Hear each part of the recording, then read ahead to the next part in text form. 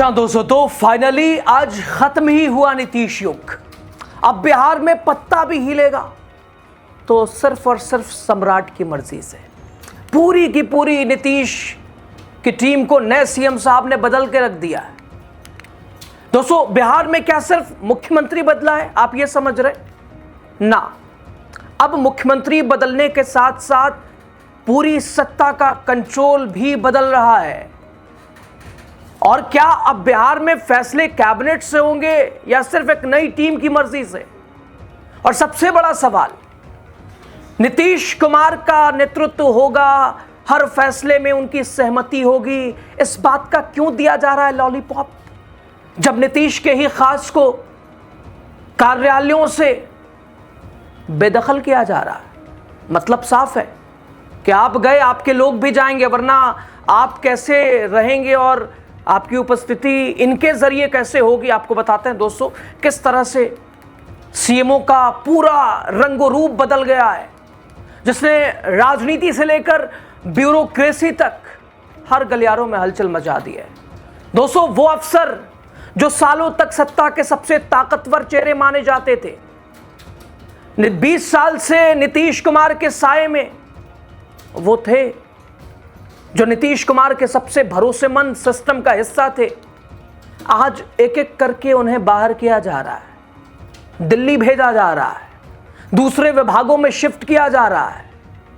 और उनकी जगह जो नई टीम, वो ऐसे मानो वो सम्राट चौधरी के पुराने खास बहुत सहयोगी, और जो बता रहा है कि ये नई टीम, नया पावर सर्कल और नया कंट्रोल सिस्टम, सब कुछ। आप लास्ट तक बने रहिए, बताते हैं। स्वागत है आपका द राजनीति बिहार का, आप खास सेगमेंट देख रहे हैं। मैं हूं यासू प्रसाद। दोस्तों, पहले तो ये साहब का हाल देख लीजिए।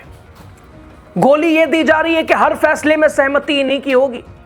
इस एनडीए सरकार का नेतृत्व भी इन्हीं के हाथ में है। हर फैसले में इनकी मर्जी चलेगी, इनके बिना कुछ नहीं होगा। सम्राट चौधरी सीएम है, लेकिन नीतीश कुमार ही हर फैसले के आखिरी, उन्हीं का, जो कि मौखिक तौर पर। जब बात ऐसी की जा रही है तो हकीकत क्या है, अब आप खुद अंदाजा लगाइए इसे देखकर।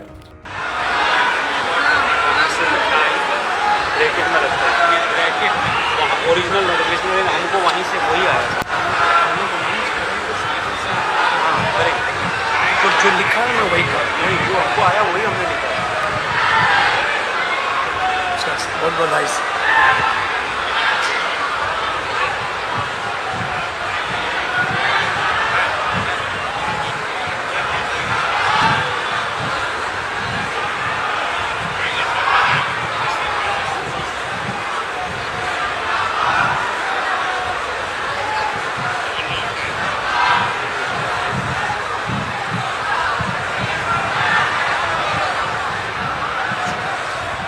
दोस्तों, तो बिहार की सत्ता में चेहरा बदला है और अब सिस्टम का चेहरा भी बदलता दिखाई दे रहा है।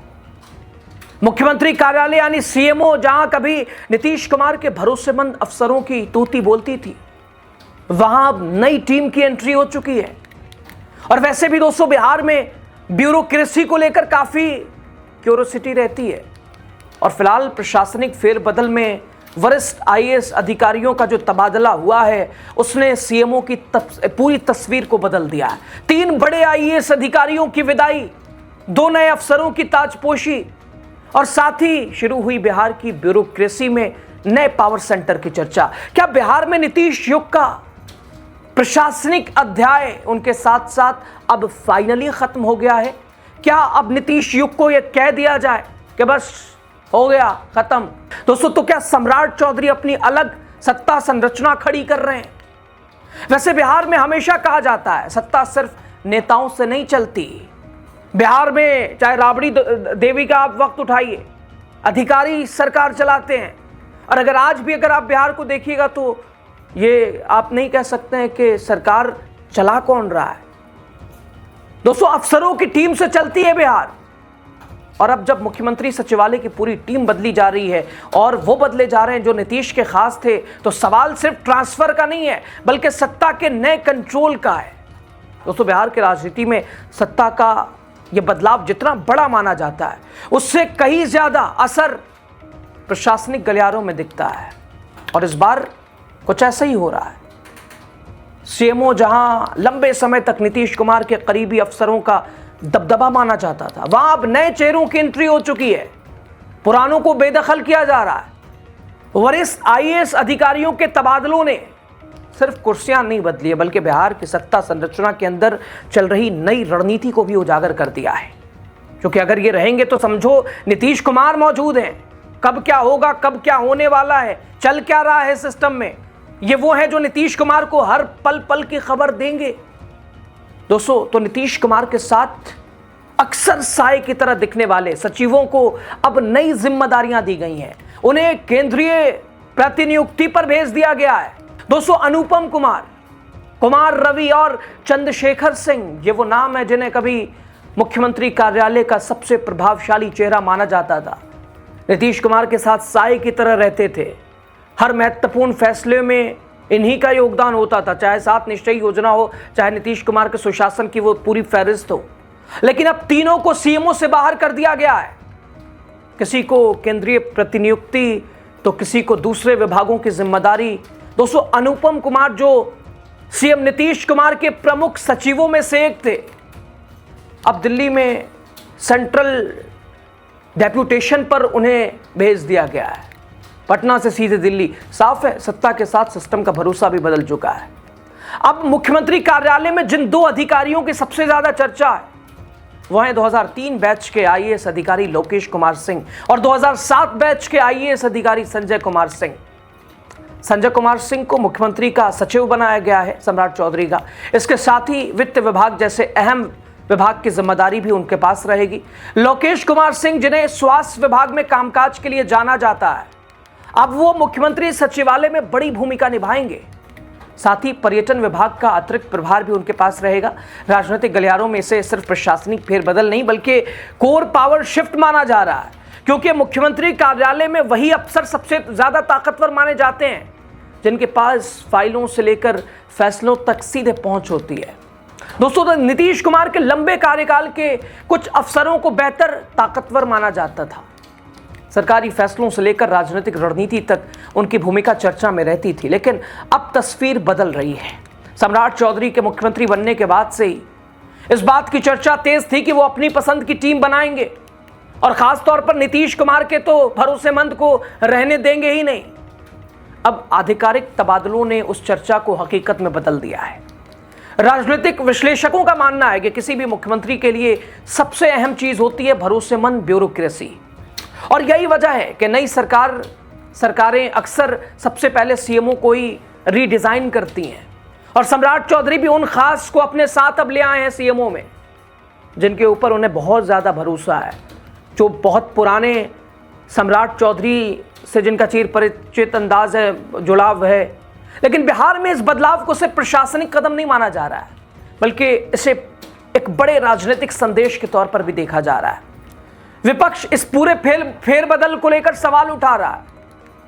आरोप लग रहे हैं कि बिहार में अब राजनीतिक प्रशासन की जगह केंद्रीकृत कंट्रोल सिस्टम तैयार किया जा रहा है। विपक्ष का कहना है कि अगर मुख्यमंत्री कार्यालय सिर्फ करीबी अफसरों के भरोसे चलाया जाएगा, वो सीएम साहब आ गए तो उनके सारे अफसर आ जाएंगे, वो सीएम साहब आए तो उनकी पूरी टीम आ जाएगी, तो प्रशासनिक निष्पक्षता पर सवाल खड़े होंगे। हालांकि सत्ता पक्ष इन आरोपों को पूरी तरह खारिज कर रहा है। सरकार का दावा कि यह बदलाव बेहतर प्रशासन, तेज फैसलों, जवाबदेही बढ़ाने के लिए किया गया है। लेकिन सवाल अब भी वही कायम है, क्या अनुभवी अफसरों को किनारे करना सही फैसला है? क्या महज इसलिए उन्हें किनारे कर देना कि ये नीतीश के खास हैं, इनका रहना हमारे लिए सही नहीं है? और क्या ये नई टीम राजनीतिक प्राथमिकताओं को प्रशासनिक निष्पक्षता पर भारी कर देगी? दोस्तों, दिलचस्प बात यह है कि दोनों नए अधिकारियों को सिर्फ मुख्यमंत्री कार्यालय तक सीमित नहीं रखा गया है। एक तरफ वित्त विभाग, दूसरी तरफ पर्यटन विभाग, यानी विकास, बजट, ब्रांडिंग, शासन, सब कुछ अब नई टीम के हाथ में होगा, सम्राट चौधरी के खास जो हैं। लेकिन असली सवाल यहीं से शुरू होता है, क्या यह बदलाव प्रशासन को तेज करेगा या फिर सत्ता को कुछ चुनिंदा लोगों तक सीमित कर देगा? और सबसे बड़ा सवाल, क्या बिहार की राजनीति में अब चेहरे बदलने के साथ साथ सिस्टम बदलने की भी शुरुआत हो गई है? दोस्तों, वैसे बिहार की राजनीति में ब्यूरोक्रेसी हमेशा ही बेहद प्रभावशाली रही है। कई बार अफसरों की पोस्टिंग और ट्रांसफर राजनीतिक घटनाओं से ज्यादा चर्चा में रहे हैं और यही वजह है कि इस बार का फेरबदल सिर्फ प्रशासनिक खबर नहीं है बल्कि राजनीतिक संदेश बन चुका है। और संदेश ऐसा कि नीतीश कुमार के जाते ही संदेश साफ कि नई सरकार, नई प्राथमिकता और नई टीम। लेकिन जनता के लिए सबसे अहम सवाल यही है कि भाई साहब, मुख्यमंत्री बदल गया, सरकार बदल गई, क्या जमीन पर शासन बेहतर होगा? क्या रोजगार, स्वास्थ्य, शिक्षा, कानून व्यवस्था में फर्क दिखेगा? या फिर यह बदलाव सिर्फ सत्ता के अंदर ताकत के नए संतुलन तक सीमित रहेगा? लोग बिहार के यही कह रहे हैं, सीएम बदल दिया, पार्टी बदल गई, पावर बदल गया, अब अफसर को भी बदल दो। लेकिन बिहार के हालात बदले कि नहीं बदले? शिक्षा, स्वास्थ्य, उसकी व्यवस्थाएं बेहतर हुई कि नहीं हुई? अगर ये नहीं हुई तो फिर खाक बदल के रख दो सारा, क्या फर्क पड़ता है? लेकिन अब ये कह लीजिए कि नीतीश युग फाइनली खत्म हुआ, चूंकि नीतीश भी गए और उनके खास जो अभी तक सीएमओ में थे, अब वो भी बाहर का रास्ता उन्हें दिखा दिया गया है। बताइए आपकी राय जो भी हो, जरूर। बहुत शुक्रिया।